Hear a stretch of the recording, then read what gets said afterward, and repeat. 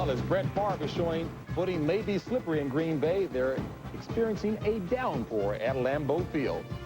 Speaking of bad footing, a couple of teams have been experiencing that as well. Two winless teams meet in Houston today. It may be too early to call Bengal top draft pick Dan Wilkinson a bust, but with just 5 tackles and no sacks in 3 games, it's obviously not too early for Cincinnati papers to start calling Big Daddy Big Cruddy. All right, and Houston may be changing their name to the Turmoilers. The offense and the defense are pointing fingers again, and this year they can't blame Buddy. Now, a few wins might help, but Howie, as you look at that Houston team, what in the world is going to have to happen to start winning? Well, I'll tell you, Buddy might not be able to pick quarterbacks, but he certainly hit the nail right on the head with Kevin Gilbride. Defensive players down there that I spoke to are unhappy. It's deja vu all over again. Kevin's making the same poor decisions he made last year, which puts people in bad positions and gets people hurt, like last week with Bubba McDowell. Wow, but do you start pointing fingers, though? Well, I don't think you ever point fingers.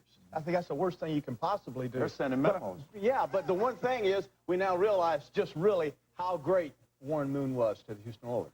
No question about that, and a point that he tried to make continuously Exactly. anyway. Howie will like this story. The Raiders host the undefeated Chargers at the Coliseum, where the Lightning Bolts have taken 3 in a row. Howie doesn't like that part.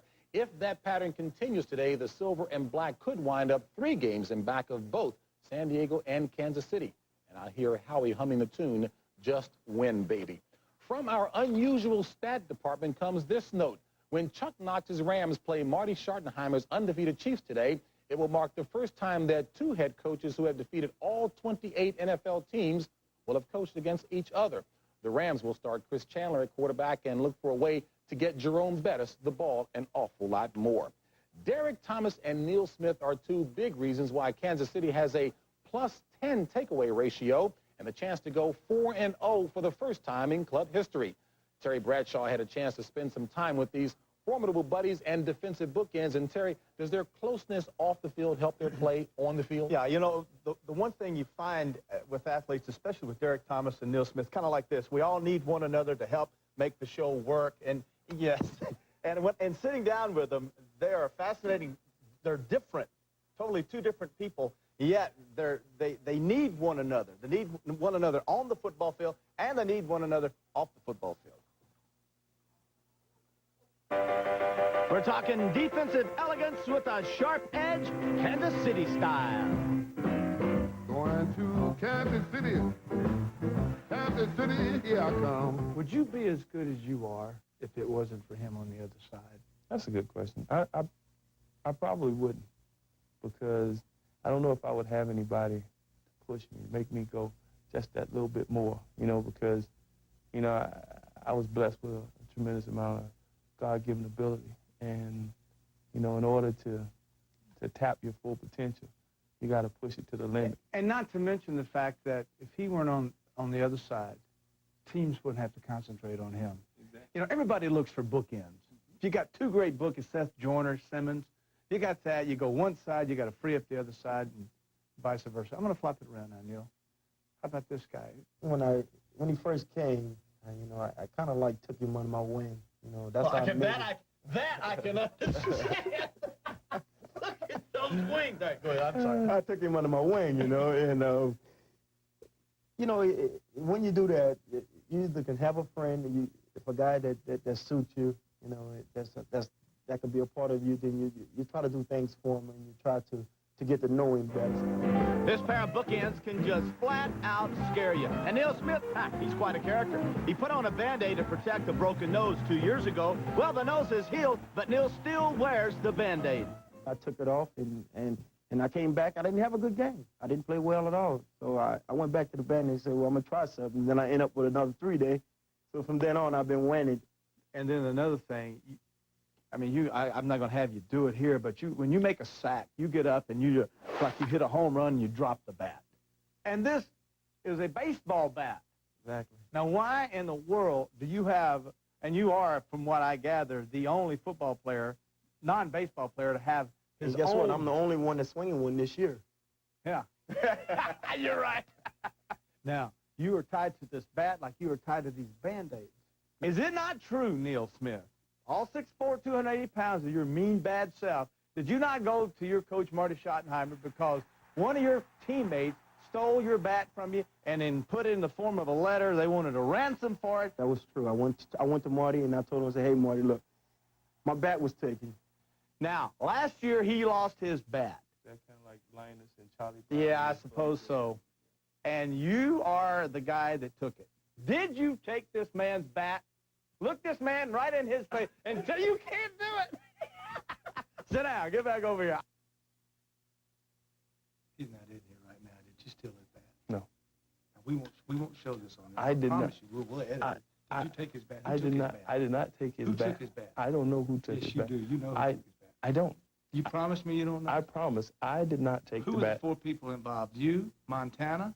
Tell me, just raise your hand if I don't. You, Montana, Marcus Allen? Now, see, I don't know what Marcus Was Marcus in and on it? Joe, but now Marcus and Joe know the story better than anybody. So they know it were in better on than it, me. but they were in on it. They may have been in on it, you know. But that's within their character. Both of those guys like That's to not play. within your character? You wouldn't No, not to my best guy. No. I took my best guy. Hey, I got your bat, big guy. Here it is right here. And I got the ransom note, which is one of the funniest notes I have ever seen in my life. Pretty interesting guys. Any significance in the color of that bat there, Terry? Yeah. Yeah. It's a black bat. Okay. Why? Oh, I thought maybe you brought it back here to keep your peace back here. Oh, no, look where he signed it. Don't He even signed go it. there, JB. I love Don't seeing- even I go love seeing there. Terry blush on that. Hey, let's go out. Jimmy, you got to love, you watch Kansas City, and you know you win with defense. You got to love the way the Chiefs are playing. You got to love these two guys, Smith and Thomas. Well, I like them because they're playmakers. And, you know, you get in the big ball games, players that are able to make big plays, sacks, recover fumbles, you know, the interceptions. You know, that's what stands out, and that's what wins the big ball games. I talked to Marty Schottenheimer this morning, and he said an interesting statistic. The ball is hit the ground 8 times by the opponent. And all 8 times they've recovered the fumble because they have so many people around the tackle. They have an aggressive defense, and they make big plays. I like them. Yeah, you know, another thing interesting about if you go back and research Kansas City, in the last 7 years, 8 years, Jimmy, they are so far ahead of everyone, and the takeaway ratio is like 60-something plus, and the next person is so far down the line. And already this year, 14 takeaways. I played under Dave Adolph. That's all they talk about. Yeah. Giveaways, takeaways. Howie. We're I here. think you're still blushing, no doubt about it. All right, folks. Though the NFC East has a bye this week, the Redskins are the exception, playing a potential barn burner against the Falcons. This game features Jeff George and John Freeze, 2 of the top 3 touchdown passers in the NFC, and 3 of the top 5 receivers, namely Andre Rison, Henry Ellert, and the surprising Terrence Mathis. Matt Millen is standing by at RFK Stadium. And, Matt, Andre and Jeff had what for them were off games last week. How do they turn that around today? Well, first of all, they came out and they made a pact. They said, look, we're not going to let this happen again. Now, the Atlanta Falcons, they knew that they had Andre Rison. They knew that they'd have a big play guy. He's going to make scores. He's going to inside the 20 be big. But they didn't know what they were getting in Jeff George. You know, they talked about the baggage that came from Indianapolis and how would his head be. But I'm here to tell you the guy is comfortable. He's excited to be here, and he really is what they thought and hoped he would be. In fact, I talked to Jeff George last night and said, listen, who the heck did you ever pattern yourself after? Was it Marino? Was it Montana? Which great quarterback was it? And he said, you know, I hate to admit it, but it was Bradshaw, and I don't want to talk about it. Actually, I'm sick about it. And to be honest with you, JB, I don't blame him.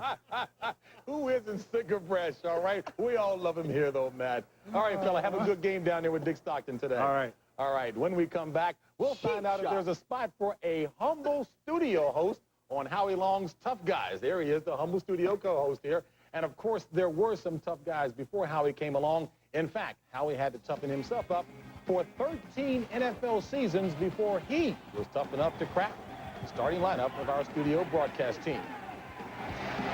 And there is Craig Erickson. Terry Bradshaw loves the fact that the decision was made on the field performance. That's why Trent Dilfer is still sitting in Tampa Bay. Back with more after this.